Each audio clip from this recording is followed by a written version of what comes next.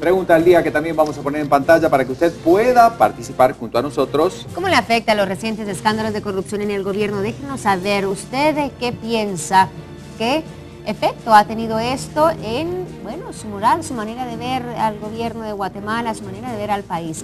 Queremos saber y conocer de usted si estos actos de corrupción y denuncias le afectan en alguna manera. Por favor, comparta con nosotros a través de las redes sociales. Estamos en Facebook como Viva la Mañana-Guatevisión.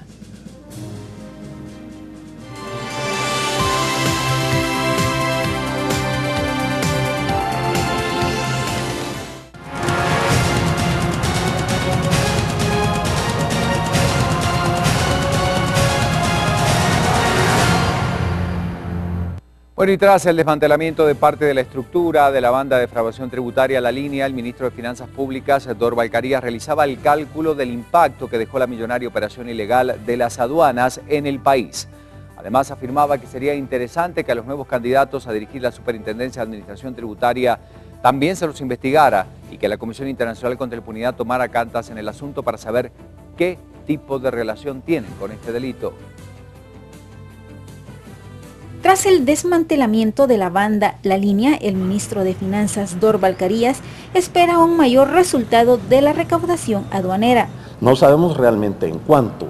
Algunas estimaciones que habían por ahí hablaban de 70, 80 millones mensuales, que pudo haber sido el efecto de estos mecanismos de corrupción. Sin embargo, esperaríamos que esto ya no continúe y que esta recaudación se recupere. Los ilícitos cometidos por la estructura mafiosa afectaron al propio gobierno. Derivado de que estábamos dejando de recibir ingresos provenientes de las aduanas para financiar gasto público. La intervención de aduanas fue otra limitante, explicó Carías. La parte legal no permitía que la intervención fuera tan directa, sino que era más bien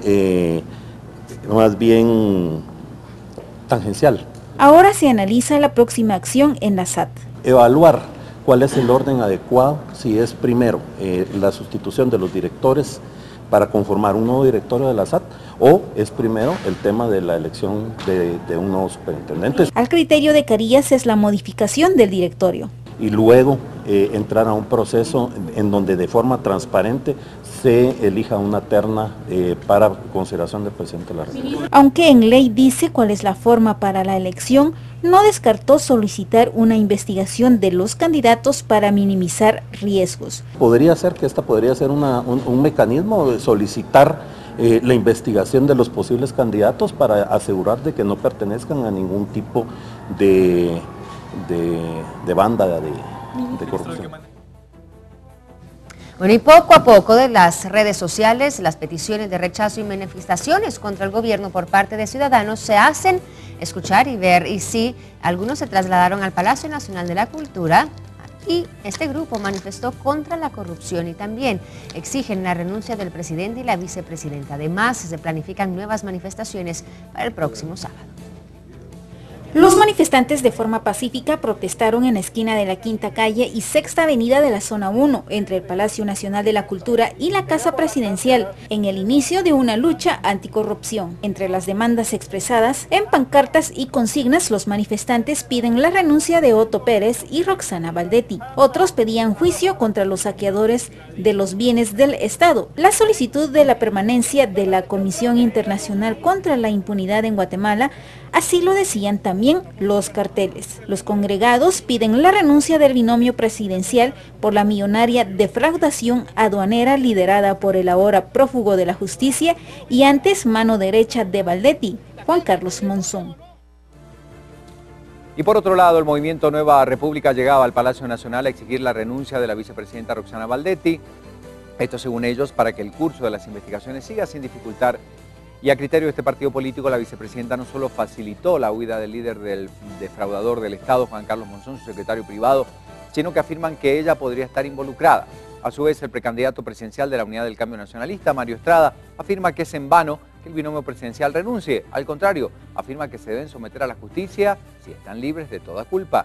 Y como parte de la Convergencia por la Revolución Democrática, Álvaro Velázquez hizo el llamado para una convocatoria de protesta este sábado 25 frente al Palacio para exigir la salida de los gobernantes, afirmando que será el movimiento más grande de la historia. porque el pueblo ya está cansado de la corrupción. Escuchemos las declaraciones. Más que nunca, todos los sectores de la población y especialmente los políticos de este país demos la cara para pronunciarnos en relación a lo que está sucediendo en Guatemala. Hoy más que nunca tenemos que estar claros de que el problema es estructural.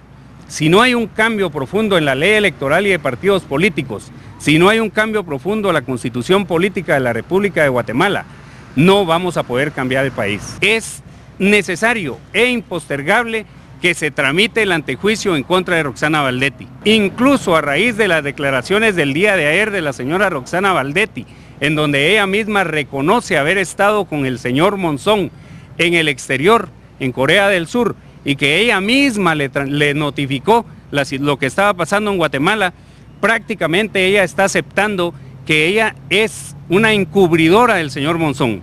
Por lo tanto, el Ministerio Público debe empezar una investigación. Y es vergonzoso lo que se está dando, de que durante tanto tiempo se exprese los niveles de desconocimiento e ignorancia por parte del presidente y de la vicepresidenta ante estos actos delictivos. Otro tema que es muy preocupante es de que la vicepresidenta diga de que ella le informó a su secretario privado de lo que estaba aconteciendo, lo que se estaba dando en Guatemala, y que lo haya dejado perdido en otro país. Ella como representante del pueblo y como máxima autoridad de este gobierno debió haber accionado, pero no simplemente destituyéndolo, lo debe haber denunciado, porque eso la haría ella que no fuera cómplice de lo que está sucediendo en Guatemala. Si el presidente y la vicepresidenta no tienen nada que ver en estos actos de corrupción, pues que le pidan a la misma CICIG que ellos se someten a las investigaciones correspondientes, y si es necesario que apruebe el mandato de 2 años más para la CICIG, para que cuando ellos dejen el cargo sean investigados como ciudadanos comunes y corrientes. El día sábado a las 3 de la tarde varios sectores de centro, de izquierda y de derecha están convocando, pero con la característica de que somos ciudadanos todos, estamos convocando a una gran manifestación, una gran protesta aquí mismo frente al Parque de la Constitución, frente al Palacio Nacional a las 3 de la tarde el día sábado. Ahí las consignas son que renuncie ya, y de nuestra parte que se vayan todos, revolución ciudadana ya. Y ahí la idea es que perdamos la vergüenza. Si ya la clase política perdió la vergüenza con respecto a la corrupción, nosotros los ciudadanos y las ciudadanas debemos perder también la vergüenza de salir a las calles a manifestar, protestar y exigir respeto a la Constitución Política de la República. Ahora sí la indignación, la angustia por el país ha crecido enormemente y estamos ya francamente cansados del gobierno, de la corrupción y de que no hagamos nada. Ese es el tema.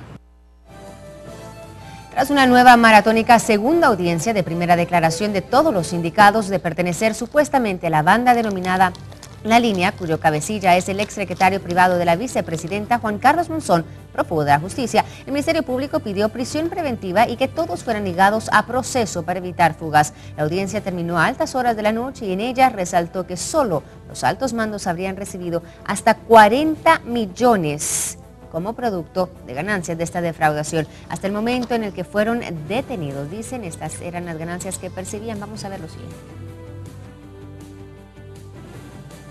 De los 22 imputados, únicamente 4 declararon ante la jueza Marta Sierra. El primero en dar declaraciones fue el supuesto enlace de las estructuras, Giovanni Marroquín, quien dijo estar dispuesto a colaborar y descifrar los nombres claves que se mencionan en las escuchas telefónicas. ¿Por qué las claves? Y porque yo también me pregunté lo de las claves.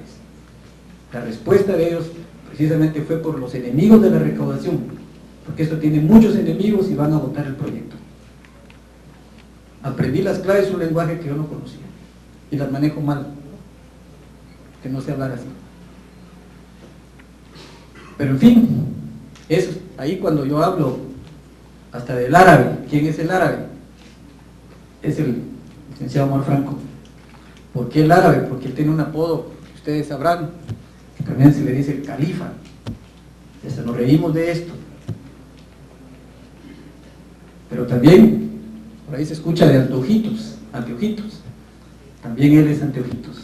Omar Franco, superintendente de la SAT, quien devenga un salario de 63.000 quetzales, más 20.000 en concepto de dietas por el directorio, no quiso rendir declaraciones. El ex jefe de la SAT, Carlos Muñoz, también se negó a declarar, únicamente respondió ante la jueza que tiene un ingreso mensual de 25.000 quetzales. Me abstengo, señora juez.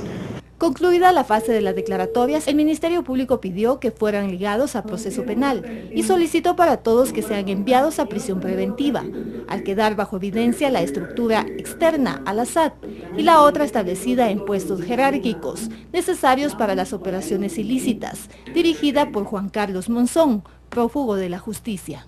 Eso nos confirma, y esa llamada existe y todos la escuchamos, de que efectivamente a la persona que nosotros indicamos de liderar esta organización criminal se comunicó con el entonces superintendente Carlos Muñoz y le confirmó que él era el dueño absoluto de la tienda. Pero es más importante esa llamada, porque él todavía le hace una pregunta, y me refiero al señor Muñoz, pregunta por los cambios en el lado externo. ¿Cómo pueden haber dos lados en la Superintendencia de Administración Tributaria? Estimaciones del Ministerio Público da cuenta que de mayo de 2014 hasta el día que fueron capturados, cada uno de los jefes altos mandos recibieron 40 millones de quetzales, los medios mandos entre 15 a 20 millones y los bajos 330.000 quetzales. El pago menor era de 7.500 por semana. La jueza estimó finalizar la audiencia hasta la medianoche. Y diversos sectores se han pronunciado sobre las declaraciones de Roxana Baldetti tras la conferencia de prensa que brindó a su retorno de Corea del Sur, en donde alertaba a su exsecretario privado de las investigaciones en Guatemala contra él. La abogada Karen Fisher afirma que Baldetti podría haber incurrido en el delito de administración de justicia al no proporcionar información de su regreso de Corea y del paradero de su secretario Juan Carlos Monzón. Escuchemos las declaraciones de Karen Fisher. Está cometiendo el delito contemplado en el artículo 474 del Código Penal, que tipifica el encubrimiento propio y dice así: es responsable de encubrimiento propio quien sin concierto, connivencia o acuerdo previo con los autores o cómplices del delito, pero con conocimiento de su perpetración, aquí viene lo importante, interviene con posterioridad, ejecutando alguno de los siguientes hechos. 1. Puntos suspensivos, facilitar su fuga. Bueno, y Juan Carlos Monzón ya es buscado internacionalmente por la Interpol. Sin embargo, la información fue proporcionada días después de que se diera a conocer su participación en la red de defraudación aduanera y de cobros ilegales. Aquí está entonces esta situación. El exsecretario privado de Roxana Baldetti es buscado internacionalmente por la Interpol con el fin de capturarlo y enfrente proceso por la presunta participación en la estructura denominada La Línea, sindicado de defraudación aduanera y asociación ilícita. La alerta con los datos principales de Monzón Rojas fue posteada en la página web de la Interpol y figura entre los guatemaltecos más buscados a nivel internacional. Básicamente hay un documento que se tiene que llegar por las partes interesadas, que pueden ser los tribunales o los fiscales, donde ellos determinan qué tipo de alerta es. En este caso se pidió una alerta roja, que significa la identificación de esta persona, captura con fines de extradición. Esto se presentó a la Secretaría General de Interpol en Francia. La solicitud fue planteada ayer por Gobernación y el Ministerio Público. La International Criminal Police Organization, por sus siglas Interpol, tiene presencia en 190 países y dispone de un sistema mundial de información protegida que conecta a las 190 oficinas entre sí, lo que permite acceder de inmediato a datos de importancia fundamental. Aún no se sabe el paradero de Juan Carlos Monzón Rojas, pero ahora es buscado a nivel mundial para que enfrente a la justicia guatemalteca.